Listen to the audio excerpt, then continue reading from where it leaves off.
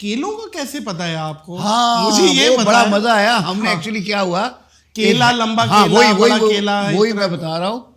हैदराबाद में ना हमने केस ले लिया, तो वहाँ 1:30 बजे कोर्ट से हाई कोर्ट ख़त्म होता था, निकलते थे, फिर रास्ते में लंच करके हम सुपर हाईवे पे जैसे आते थे 4 बजे, तो हमारे आगे जितनी सुजुकियाँ केलों से भरी हुई होती थी। अच्छा। तो वो रोज़ मैं देखूँ तो वो केले, मगर वो इतने इतने से केले। अच्छा।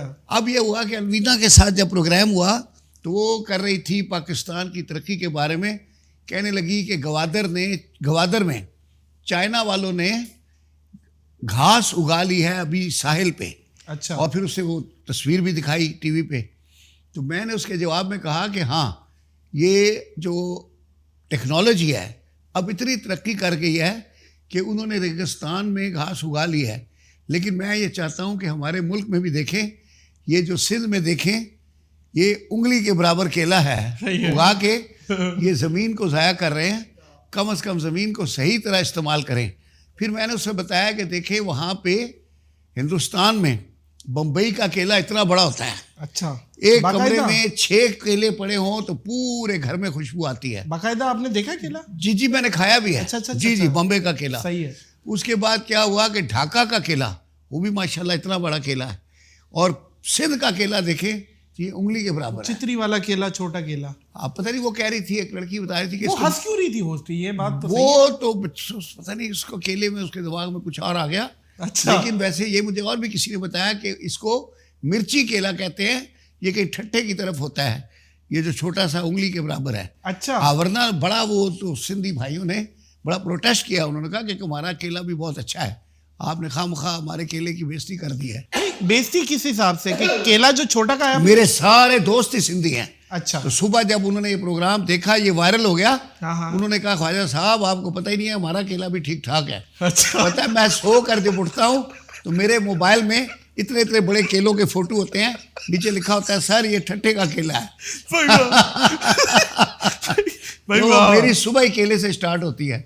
हाँ, ये बात तो सही है। मैं जहाज में आ रहा था दुबई से बिजनेस क्लास में, एक बड़ा मुअज़्ज़ज़ सा आदमी उठ के आया और बड़े अदब से मुझे कहता है सर आप वही है ना केले वाले केला बेचता तो रिकन्फर्मेशन करना चाह रहा था, उसके दिमाग में आ रहा था कि केला का उसको वायरल आ रहा था। हकीकत है, आगे कंफर्म कर रहा था, कहता है सर आप वही है ना केले वाले। हाँ। हमें अपनी चीज़ों की कदर नहीं है। लेकिन हम यही, मैं यूरोप जाना हुआ, मैं बैठा हुआ था चेक रिपब्लिक पे, वहां पे इतना बड़ा केला देखा मैंने, और वो एक केला बिक रहा था। हमें कदर नहीं होती है यहाँ पे केले। हाँ, हम दर्जनों के हिसाब से ले लेते हैं। एक वो भी तोल के बेचते हैं, इतना बड़ा केला बाकायदा, लेकिन उसमें जायका नहीं होता। हम बड़े केले में नहीं होता, लेकिन वो लंबाई है लेकिन जायका नहीं है। हमारा छोटा है मगर बड़ा टेस्टी है। जी। चितरी वाला भी है, लेकिन बगैर चितरी के भी चलता है। वाह क्या बात है। मैं सोचता हूँ ख्वाजा साहब जो है ना, वो केलों के मामले में तो एक्सपर्ट है ही हैं, और भी बहुत सारी चीज़ों में, और कोई और फल फ्रूट के बारे में भी कोई इन्फॉर्मेशन। अब मेरा अगला प्रोग्राम होना था, वो क्या नाम है, मूंगफली के दाने के बारे में। अच्छा। लेकिन वो उससे पहले ही अलवीना ने वहां से छोड़ दिया। अच्छा, वहां से छोड़। मेरा ये कहना है कि देखिए हमारे मुल्क में जो मूंगफली है, इसमें भी इतना छोटा दाना है, यहाँ तक कि ये बड़े बड़े छन्ने आते हैं ये मूंगफली वाली कंपनियों के, हमारा सारा दाना उसमें से गिर जाता है। अच्छा। बाहर मुल्कों में आप मूंगफली खा के देखें, इतना मोटा दाना है। जी। और उसी दाने को वो करके वो यहाँ इंपोर्टेड मिलता है मूंगफली, आप लें। जी। इतना मोटा दाना है, मतलब मुंह में डालो तो मजा आ जाता है। सही कह रहे। छोटे दाने का पता नहीं चलता, उल्टा दांतों में फंस जाता है। हाँ, सही कह रहे। ये मूंगफली भी एक है पॉइंट। जी, मूंगफली मैं कहता हूँ बड़ी उगाएं ताकि उसमें दाना अच्छा है। इसका भी बीज होता है। अच्छा। इधर शायद चकवाल की तरह कुछ कंपनियां बांटती भी है वो बीज, ताकि वो मोटा दाना आए, ताकि वो उनके कारोबार में मोटे दाने वाली मूंगफली आए।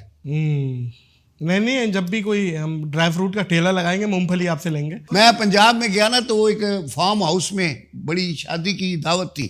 एक बड़ा अच्छा लंबा चौड़ा जमींदार मेरे पास आया, मुझे आके पूछता है सर आपको एग्रीकल्चर का कितना तजर्बा है। मैंने कहा यार मुझे तो कोई तजर्बा नहीं है, मैं तो सिर्फ ये केले देखे।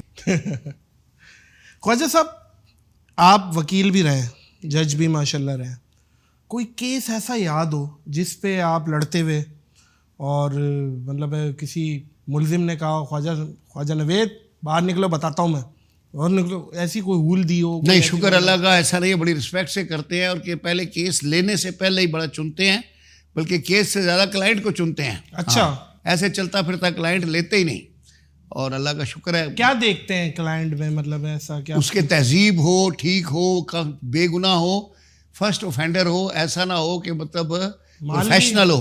माल तो लाजमी देखते हैं ना, उसकी आदत तो काम करते हैं। मैंने बात बोली में लोगों को आइडिया नहीं होता कि एक लॉयर जो होता है वो पूरी लॉ फर्म होती है। हाँ, उसमें स्टेनो होते हैं, टाइपिस्ट होते हैं, लाइब्रेरियन होते हैं, 8-10 आदमियों का स्टाफ होता है। एक वकील जब प्रॉपरली ऑपरेट कर रहा होता है तो वो अकेला नहीं होता, जिस तरह ये आपके चैनल में 10-20 लोग, कैमरामैन, ये लाइट वाले सब होते हैं। जी जी। हमारे साथ भी इसी तरह 10 आदमी होते हैं। देखने में लगता है कि वकील अकेला अपीयर हो रहा है, जी जी जी। लेकिन उसके पीछे एक फौज होती है, तो उनको साथ लेके चलना होता है। तो वो जो फीस की बात है, तो वो अकेला वकील कमाता है और बाकी सारे लोग हैं, उनको सैलरीज जो भी जाहिर है पूरी उसके काम से बाकी सबको मिलते हैं।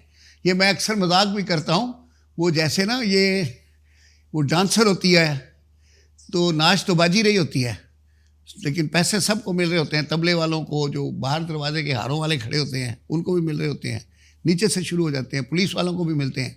तो वो अकेली नाचती है और 20 आदमी खाते हैं। एक बात समझ नहीं आती ख्वाजा साहब। हाँ, सारा कुछ समझ लें। आज मैं नहीं, आप आए तो आपसे तो हम इसका फ़ायदा तो उठाएंगे कि 2 लॉयर केस लड़ रहे हैं, जज को सुना रहे हैं, उनमें से एक लॉयर झूठ बोल रहा है और उसे ये पता है कि मैं अपना क्लाइंट का साथ दे रहा हूँ, उसको बचा रहा हूँ, झूठ बोल रहा हूँ। तो ये कानून के नज़दीक लॉयर को पता भी है, तो ये क्या कानूनी जुर्म नहीं? नहीं, ये जुर्म नहीं है, ये एक्चुअली मॉरल है। उसमें जो बाहर मुल्कों में भी अभी तक है, हमारे यहाँ भी कुछ अच्छे वकला करते रहे हैं पुराने ज़माने में, कि अगर आपको पता चल जाए कि ये आदमी गिल्टी है तो they refuse to defend him.